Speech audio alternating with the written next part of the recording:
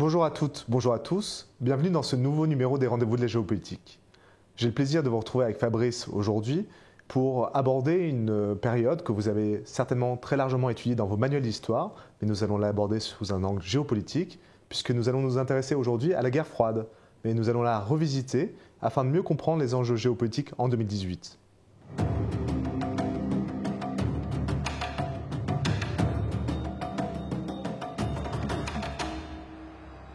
Fabrice, bonjour. Bonjour Olivier, bonjour à toutes et à tous. Alors là, on est vraiment dans une période qui est familière à nos étudiantes, quoique mal connue aussi, c'est-à-dire qu'il va falloir préciser certaines choses. Je me souviens que lors d'une précédente séance, on a abordé justement la périodisation, la chronologie de la guerre froide, et on a vu que certains historiens n'étaient même pas d'accord, certains la faisaient débuter en 1917, d'autres en 1945, et justement peut-être pour comprendre de quoi il s'agit, essayons de la circonscrire dans le temps. Oui, je trouve que ce qui est intéressant avec cette thématique, vous avez raison de le souligner, c'est que effectivement, dans un premier temps, un certain nombre de nos étudiants disaient « Oh non, c'est une période qu'on a vraiment vue au collège, au lycée, c'est quelque chose sur lequel on a un peu rabâché ». Mais je crois que ce qui est intéressant, c'est de la remettre dans une perspective de relations internationales ou de géopolitique d'une part, et de comprendre quels pourraient en être les enseignements et les répercussions et les enjeux d'autre part. Et la première chose qu'il est nécessaire de faire, effectivement, c'est de se dire comment est-ce qu'on peut essayer de circonscrire ou de délimiter une période. Et ça va être intéressant à plus d'un titre parce que on va déjà commencer par souligner un fait en géopolitique et en relations internationales, comme en histoire d'ailleurs. C'est très facile de singulariser une date sur un événement particulier. Par exemple, François Ferdinand a été assassiné le 28 juin 1914 à Sarajevo. D'accord. Mais souvent on dit, alors le Moyen-Âge a commencé en 476 à la chute de Rome, il s'est achevé en 1492 par exemple avec la découverte des Amériques, mais en réalité ce dont on se rend compte, c'est que ça c'est des projections a posteriori qu'on fait pour essayer justement d'à peu près se repérer dans le temps. Or, sur la guerre froide, on est exactement dans cet exercice-là. Parce que généralement, on dit, bon, alors, tout de suite, 1945, et puis, généralement, d'ailleurs, ça va être plus compliqué, chute du mur ou disparition union-soviétique. Donc déjà, première chose, quand est-ce qu'on aurait eu le sentiment que la guerre froide débute? Et on va se rendre compte, et l'exercice intellectuellement est assez intéressant, il n'est pas neutre, qu'il y a plusieurs possibilités qui s'ouvrent à nous. Elles sont d'ailleurs au nombre au moins de 4. Parce que finalement, il y a la Deuxième Guerre mondiale, les États-Unis et l'Union soviétique sont alliés, et on reviendra d'ailleurs sur la définition de la guerre froide en insistant sur le fait que tout d'un coup, ils se retrouvent de situation d'alliés à situation d'opposants et un opposant majeur. Et ce qui est assez intéressant avec la première date, c'est que certains considèrent qu'on pourrait faire commencer la guerre froide à la mort du président Roosevelt et au fait que, de par la Constitution américaine, on sait que c'est le vice-président qui devient automatiquement en charge, et à l'époque, c'est Truman. Et certains de dire, bon, enfin ça c'est un simple fait historique, et ça n'a aucune incidence sur la nature des relations entre les États-Unis et l'Union soviétique. Sauf que si. Pourquoi? Parce que Roosevelt, qui est plutôt quelqu'un de plutôt, comment dire, attaché à l'amitié avec les Russes, qui est d'ailleurs parfois un peu candide. Dans les souvenirs de Churchill, on assiste parfois de façon un peu médusée au fait que Roosevelt sourit ou rigole aux plaisanteries que fait Joseph Staline. Et d'ailleurs, Churchill en est mortifié pour dire clairement les choses. En fait, Truman est un anticommuniste invétéré, pour ne pas dire primaire, et donc on se rend bien compte que de par la nature qui porte respectivement sur la Russie, on a un changement. D'ailleurs, ce qui est assez intéressant, c'est que ce n'est pas juste un changement de personne, il va clairement s'inscrire dans les faits, car il y a un point qui est peu souvent évoqué, c'est que l'Union soviétique est très aidée par le potentiel industriel des États-Unis d'Amérique pendant la Seconde Guerre mondiale, avec la loi Preble, etc. C'est-à-dire que les Américains vont transporter des tonnes et des tonnes de matériel jusqu'à des avions, des usines clés en main, des stations radars, etc. Et que du jour au lendemain, en avril, les États-Unis arrêtent cette aide. Et on voit bien que c'est sous la demande de Truman. Or, c'est une période qui est globalement à la fin d'avril 1945, c'est-à-dire que ça aurait commencé avant même que la Deuxième Guerre mondiale se soit achevée. D'une part en Europe, 8 mai, mais surtout avec le conflit en Asie contre le Japon, 2 septembre. Donc ça, ce serait une première césure qui serait possible. Après, il y a une deuxième césure que les historiens aiment bien mettre en avant, ce serait la bombe d'Hiroshima. Alors ça peut paraître un peu paradoxal de dire ça, parce que donc les États-Unis lancent début août l'arme nucléaire, Et on considère que, bien sûr, c'est pour contribuer à faire céder les Japonais, mais beaucoup mettent en avant le fait qu'en réalité, ça aurait été aussi dû au fait qu'on voulait prévenir les Russes qui avaient déclenché très tardivement la guerre contre les Japonais, soi-disant pour aider les Américains, mais en réalité pour plutôt avancer leur sphère de domination en Asie du Sud-Est.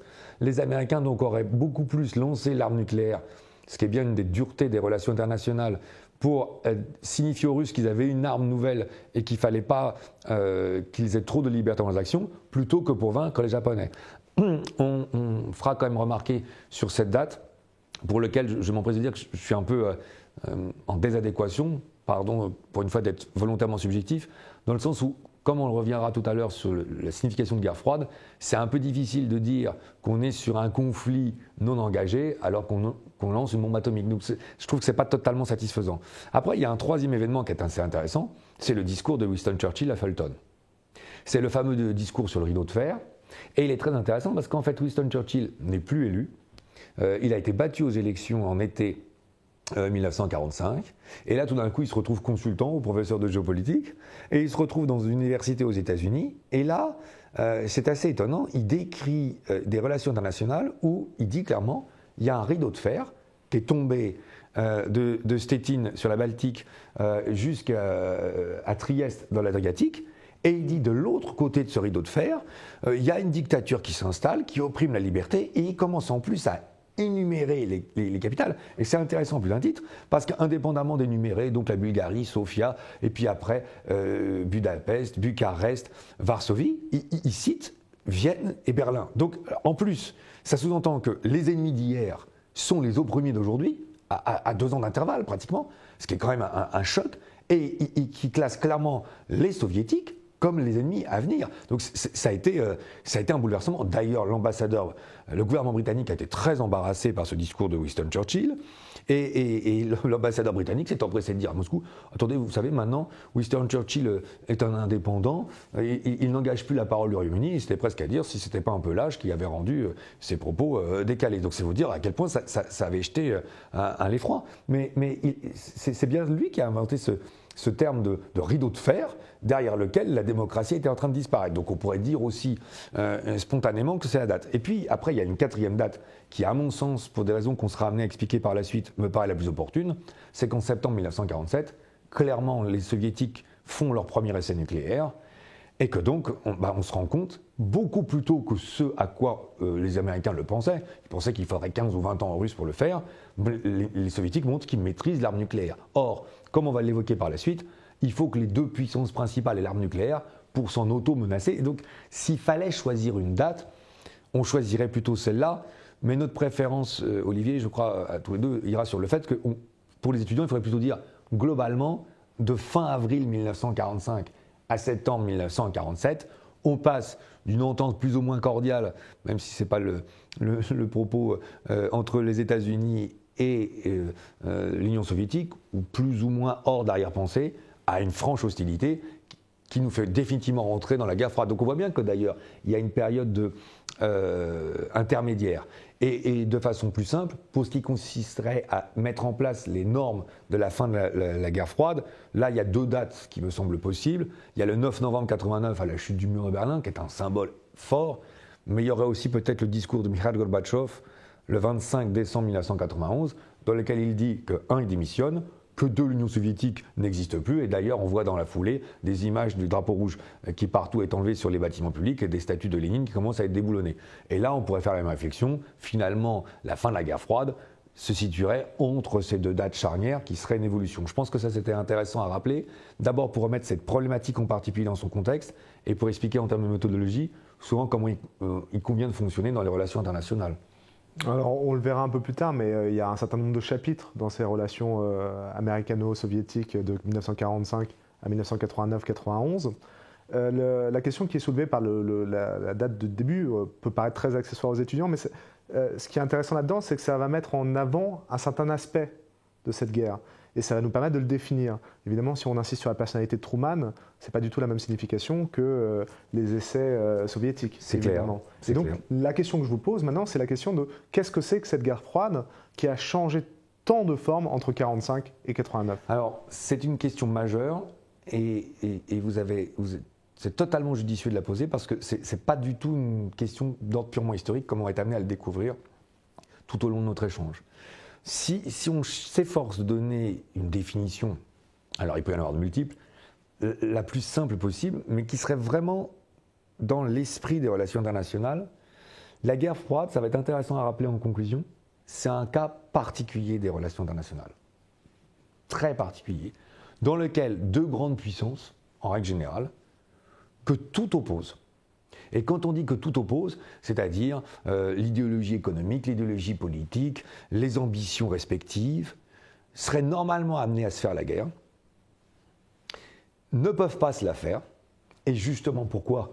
Parce que si là on fait la guerre, on fait sauter la planète pour dire comment les choses. Et donc c'est là où l'avènement de l'arme nucléaire est fondamental dans la définition de la guerre froide.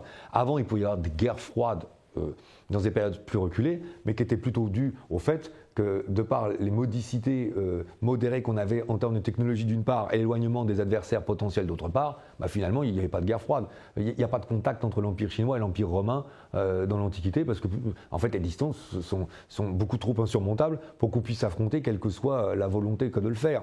Alors qu'en réalité, dans la dimension moderne, c'est évidemment l'apparition de l'arme nucléaire bouleverse tout. On dit souvent d'ailleurs qu'il y a un stratège qui s'appelle Karl von Clausewitz qui a dit une phrase célèbre: la guerre n'est que la continuité de la politique par d'autres moyens. Oui, tant qu'on n'a pas l'arme nucléaire, parce que quand on a l'arme nucléaire, on fait sauter la planète. Au firmament de la guerre froide, les Russes et les Américains, de façon conjointe, pourront faire sauter 100 fois la planète. J'ai l'habitude de dire déjà une fois, c'est pas forcément très judicieux, mais là, c'est quand même la quintessence de l'aspect ridicule. Donc dans la définition, c'est l'arme nucléaire qui est importante. Et c'est pour ça que j'évoquais tout à l'heure le fait que la quatrième date est la plus opportune. Parce qu'encore faut-il que les deux adversaires aient l'arme nucléaire pour qu'ils puissent mutuellement menacer de se neutraliser avec. Donc en fait, on aura une définition, c'est une période particulière des relations internationales dans laquelle deux adversaires majeurs que tout oppose seraient prêts à se faire la guerre, ne peuvent pas se la faire, mais seront néanmoins toujours sur le point de la déclencher quand même. La fin de la définition est très importante parce que ça souligne que ça va être une période, alors globalement en plus de 45 ans, de tension extrême, parce que quand même, imaginez un monde bipolaire, clairement, où il n'y a que deux grandes puissances. C'est pas toujours facile à imaginer pour nos étudiants, je pense, en 2018, deux grandes puissances qui maîtrisent tout, qui maîtrisent totalement tout, sont sur un tel état de tension et d'antinomie qu'elles sont toujours sur le point à un moment de résoudre ça par les armes, qu'elles sentent bien que si elles déclenchent une guerre nucléaire, ça va être l'apocalypse, mais que malgré tout, il y a des moments où on ne sera pas loin, comme on va le découvrir, d'en arriver là. Ce qui nous met quand même dans une ambiance très très particulière. Et j'insiste, c'est vraiment un cas très particulier des relations internationales. Ce qu'on vous posera peut-être en guise de conclusion d'ailleurs, c'est une fois que cette guerre froide s'est finie, qu'est-ce que ça a eu conséquence sur le monde d'aujourd'hui. Mais il serait peut-être intéressant, avant, que de voir un petit peu quelles étaient l'ensemble des configurations telles que la guerre froide les a eues pendant ces 45 ans. Oui, justement, essayons de faire un séquençage de cette période de 45 ans. Alors là, je pense que c'est l'aspect le plus intéressant. On peut évidemment s'évertuer à mettre... Enfin, on pourrait discuter, c'est des sujets évidemment qui ne sont pas aussi simples et sur lesquels il peut y avoir d'idées arrêtées, mais me semble-t-il, il y a trois séquences principales et qui sont assez intéressantes. D'abord, il y a la séquence initiale, donc de la fin des années 40 jusque globalement la crise des missiles de Cuba, au début des années 60. Et si vous me permettez, j'ai envie de donner un titre à cette période: quand la guerre froide faillit ne pas le rester. C'est-à-dire qu'on a l'impression, ça je trouve que j'aimerais bien que nos étudiants nous entendent en particulier sur ce point, on a l'impression qu'on a deux joueurs d'échecs ou deux joueurs de Go qui sont en train de découvrir un jeu, et en réalité dans lequel ils ne comprennent pas du tout ni les règles, ni les différentes évolutions. En fait, l'arme nucléaire a tout changé. Et donc, en fait, on se teste. Et je pense notamment à la guerre de Corée entre 50 et 53, où je rappelle quand même que ça a fini à aboutir, c'est intéressant par rapport à la situation de 2018. On a failli, Olivier, il faut quand même le rappeler, par une guerre nucléaire. Enfin, il y a quand même le général MacArthur, parce que les troupes américaines sont débordées par les troupes nord-coréennes qui sont à l'époque appuyées par les Chinois. Le général MacArthur préconise quand même de lancer plusieurs dizaines de bombes atomiques sur la Chine. Enfin, quand on lit ça de façon rétrospective, c'est juste hallucinant.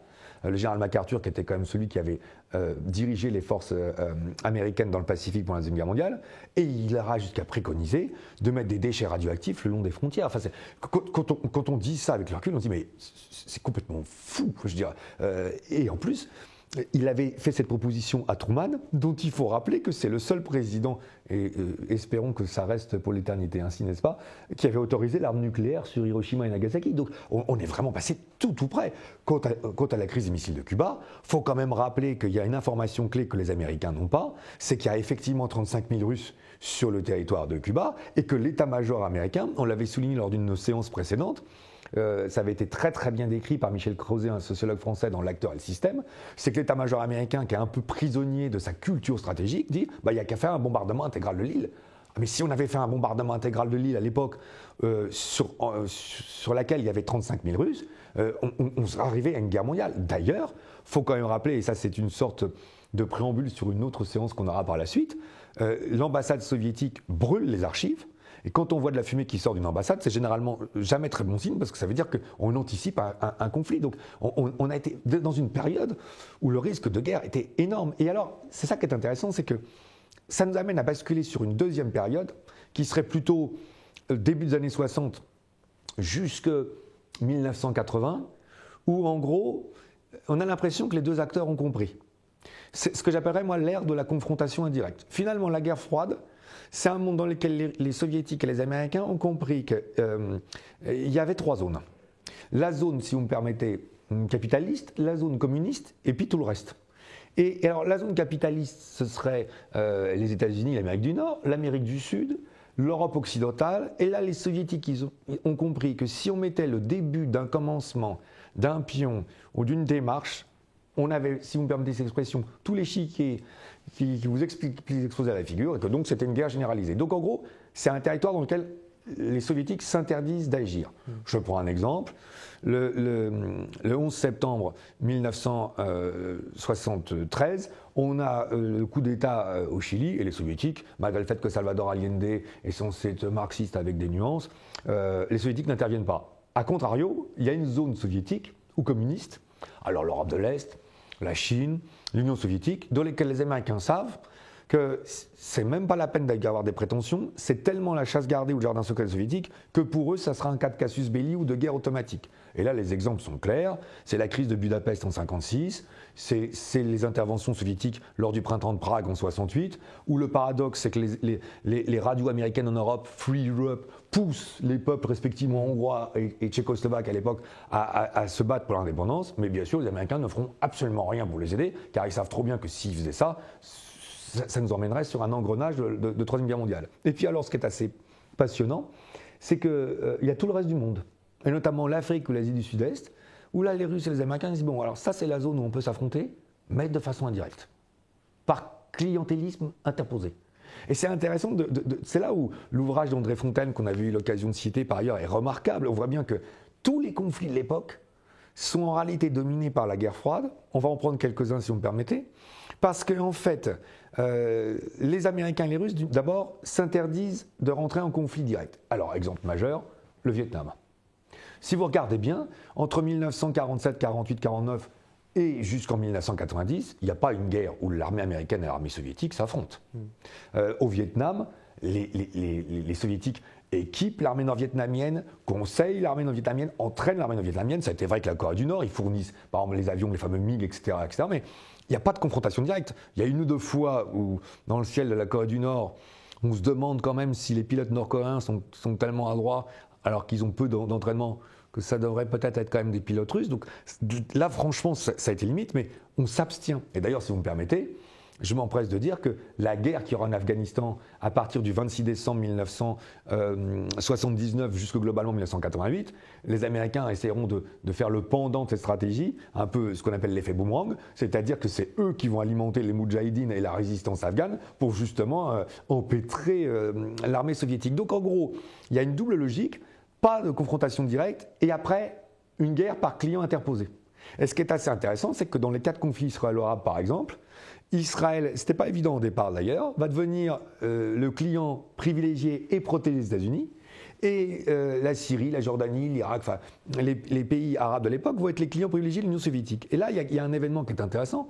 Sur la guerre des 6 jours en 1967, Israël, pour des raisons qui lui sont propres et qui lui appartiennent, décide de déclencher une guerre. C'est intéressant comme démarche en géopolitique, par peur de l'encerclement, respectivement au sud-ouest de l'Égypte, plutôt sur la façade orientale par la Jordanie et plutôt au nord-ouest sur le plateau du Golan par la Syrie. Et donc en fait, ils ont tellement peur de l'encerclement qu'ils déclenchent une guerre préventive par peur d'être agressés. Et en fait, ils bombardent les armées respectivement égyptiennes, jordaniennes et syriennes, et en 48 heures, ils détruisent la totalité des aviations de ces 3 pays et leurs forces blindées. Après cette guerre qui va durer 6 jours, les soviétiques remplacent la totalité des armements de ces 3 pays en 15 jours. Pourquoi ? Parce qu'ils se disent, ils n'ont pas du tout envie d'être, impliqués dans ce conflit, mais ils se disent, si jamais on les rééquipe pas, on va perdre nos clients dans la région. Et donc en réalité, on a l'impression que ces pays-là instrumentalisent la guerre froide pour mieux résoudre leurs propres conflits en particulier. Là, l'exemple du Liban est assez intéressant parce qu'il y a des groupuscules au Liban, dans la guerre civile à partir des années 70, et suivant comment, entre les phalangistes, le Hezbollah ou un certain nombre de groupes, on s'articule, si les soviétiques ou les américains ne sont pas assez rapides à les soutenir, ils changent de camp. Et alors quand il y en a un qui change de camp, par définition, l'adversaire change de camp aussi. Et donc on a un effet de rétropédalage. Et donc en fait, ce qui est assez intéressant à dire d'ailleurs, c'est qu'à ce moment-là, on se rend compte que la guerre froide sert presque plus de prétexte pour chacune des 2 puissances, non pas pour affronter l'autre, mais pour avoir une légitimité de maintenir son autorité sur son propre camp. C'est ce qu'a très bien compris le général de Gaulle quand il a dit finalement nous on quitte l'OTAN parce que nous on ne veut pas être les supplétifs des Américains, on veut être des alliés. Et c'est bien ce que comprendront les Chinois, car en réalité les Chinois demandent aux Soviétiques de leur fournir l'arme nucléaire, mais Khrouchtchev refuse totalement parce qu'il dit non, le jour où ils ont l'arme nucléaire, ils auront beaucoup moins besoin de nous. Donc finalement on en arrive à une lecture renversée, c'est-à-dire que la guerre froide sert moins à s'affronter, d'autant plus que c'est impossible, qu'à assurer sa domination sur ses propres alliés. C'est ce que montre très bien, encore une fois, André Fontaine, dans le 3e tome de son histoire sur la guerre froide, qui est l'histoire de la détente. Si vous me permettez d'ailleurs une remarque, je trouve qu'en termes de sémantique, c'est assez incroyable, parce qu'on nous dit la détente ou le dégel. Et là, on nous dit c'est la fin de la guerre froide. C'est un contresens. Parce qu'en réalité, si on est en dégel, c'est qu'on est toujours en guerre froide. Donc c'est un assouplissement de la guerre froide, mais ce n'est pas du tout un retour aux relations internationales classiques. Et puis enfin, il y a une 3e période, c'est quand la victoire de l'un fait disparaître l'autre. Je trouve qu'aujourd'hui en Occident, notamment en France, pour différentes raisons plus ou moins objectives ou subjectives, on veut ignorer que les États-Unis ont gagné la guerre froide. Ils ont gagné la guerre froide. Et ça, ce serait plutôt une dernière période qui serait dans le courant des années 80. Et là, il y a un acteur majeur qu'il faut quand même remettre en place, c'est Ronald Reagan, qui va être élu une première fois en 1980, puis qui va être élu une 2e fois en 1984. Et d'ailleurs, si vous m'autorisez, aux États-Unis, ce qui est extraordinaire, c'est qu'on a le droit à des publicités politiques. Et les États-Unis, dans les années 70, sont engoncés surtout dans le doute. Pour la première fois au Vietnam, ils ont été obligés de reculer. Il y a eu le scandale du Watergate. On sent que psychologiquement, ils sont touchés. Ils sont touchés dans le fait que d'habitude, ils sont incontestés dans le fait d'être des paragons de vertu et les défenseurs de la liberté, mais ils sont aussi touchés dans le fait que la qualité première aux États-Unis, c'est d'être ceux qui luttent jusqu'au bout et qui gagnent le match à la fin. Or là, c'est les Vietnamiens qui ont gain de cause à l'usure. Donc non seulement ils sont remis en cause dans leurs valeurs, mais ils sont remis en cause sur les qualités auxquelles ils sont le plus attachés. Les années 70, c'est une période de doute terrible qui va s'achever d'ailleurs, ce doute, par la rupture avec Téhéran, l'Iran, ça aussi on y reviendra, la prise des otages américains, enfin le fait qu'on est incapable de monter une opération pour libérer. C'est l'époque Jimmy Carter où on se dit on n'est plus capable de financer notre armée. Et là, Ronald Reagan va arriver en disant faisons les États-Unis grands à nouveau. Le slogan est assez célèbre, America Great Again. Et là, il y a un spot publicitaire d'une 30aine de secondes qui est assez exceptionnel. Parce qu'en réalité, on voit le bureau de la Maison-Blanche pendant 30 secondes, totalement vide, et le téléphone sonne. Et sur plusieurs dizaines de millions de dollars, un téléphone qui sonne pendant 24 secondes sans qu'il ne se passe rien, c'est quand même très très long. Et là, c'est extraordinaire de pugnacité en termes de communication politique. Au bout de la 25e seconde, il y a une voix en off qui dit « Et ça fait 4 ans que ça dure ». C'est terrible pour Jimmy Carter. Ronald Reagan va le balayer.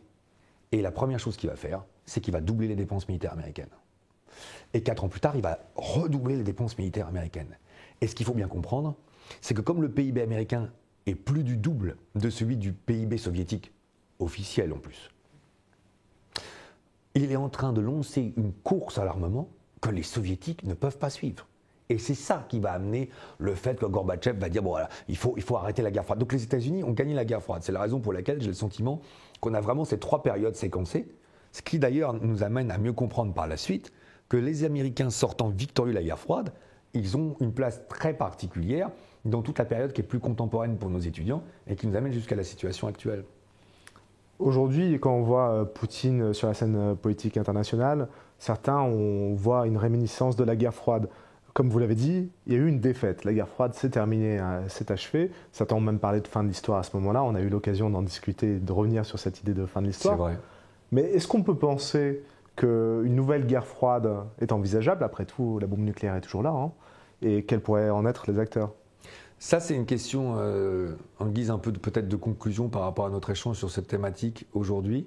C'est une question qui est très intéressante et qui permet de mieux comprendre pourquoi ce sujet est beaucoup moins historique au sens passé du terme que prospectif au sens de nous amener dans l'avenir. Pourquoi? Parce que d'abord, une remise en perspective, si vous voulez bien, Olivier, quand la guerre froide s'est achevée, vous avez raison de le souligner, on s'est dit c'est la fin des relations internationales. Et je crois que là, il y a eu une confusion, d'où l'intérêt de notre remise en perspective à la définition. C'était pas la fin des relations internationales, c'était la fin d'une situation particulière des relations internationales.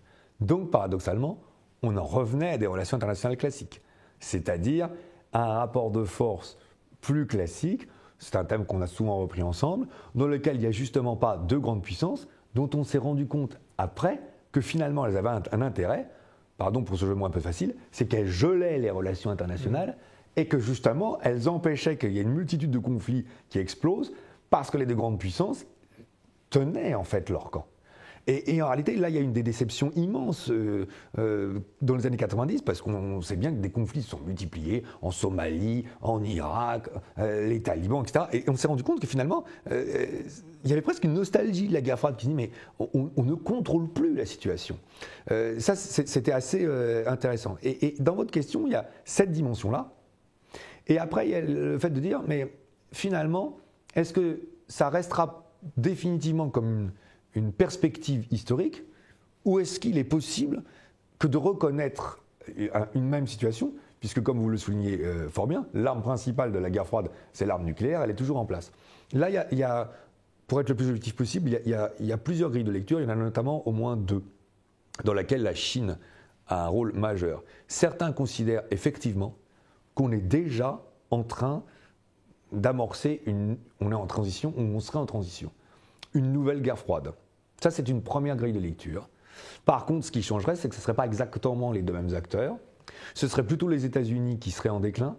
Et que parce que de façon concomitante, les États-Unis sont en déclin et que la Chine est en montée en puissance, à un moment, il va y avoir une situation de friction, où d'ailleurs les 2, c'est intéressant par rapport au discours de Xi Jinping qu'on évoquait sur l'une de nos séances au premier semestre, avec une Chine qui a de plus en plus d'ambition, quand même, y compris en Afrique ou en Asie du Sud-Est, les 2 vont être amenés à se confronter sur des logiques qui relèveraient de la guerre froide, et donc on se retrouverait sur 2 camps où il faudra que tout le monde choisisse. Donc ça, c'est une première grille de lecture.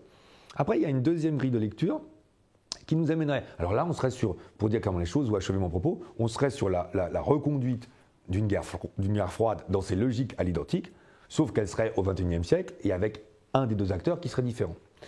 Après, il y aurait une deuxième grille de lecture qui consisterait à dire, pour certains géopoliticiens, on serait dans une guerre froide, mais pas qu'avec 2 acteurs. Donc, ce serait à la fois, on serait à la fois à l'identique, sauf que là, on serait plus dans le jeu de Go que dans les échecs. Il y aurait les Américains, il y aurait les Chinois, mais il y aurait aussi les Russes, voire les Indiens. Et donc là, on serait sur 3 ou 4 pôles, ce qui amènerait une redéfinition aussi de la guerre froide. Et puis après, il y a une troisième grille de lecture. Donc là, je laisse nos étudiants, avec leur libre arbitre, voir celle qui leur paraîtrait la plus opportune. Ce serait de dire que non. Finalement, le monde, on voit bien d'ailleurs la transition, ce ne serait pas 3 ou 4 puissances, mais ce serait vraiment beaucoup plus de puissance que ça. Et la multiplication des puissances empêcherait qu'on arrive à re-hiérarchiser 2 pôles ou 3 pôles. Parce que pour dire clairement les choses, beaucoup d'auteurs occidentaux, c'est vrai que c'est plutôt des occidentaux, et oscillent entre le fait de dire il y aura une guerre froide avec la Chine, ou aussi avec le fait de dire la Chine en 2018, c'est l'Allemagne de 1914. Ça, c'est quelque chose qui revient vraiment de façon... Il y a beaucoup de chercheurs américains qui sont sur cette comparaison, puisqu'il y a, comme l'Allemagne qui avait été créée en 1871, voilà un pays qui connaît une industrialisation ou un commerce extérieur très très dynamique, exponentiel, qui a des volontés pas forcément hégémoniques, mais de reconnaissance dans la relation internationale.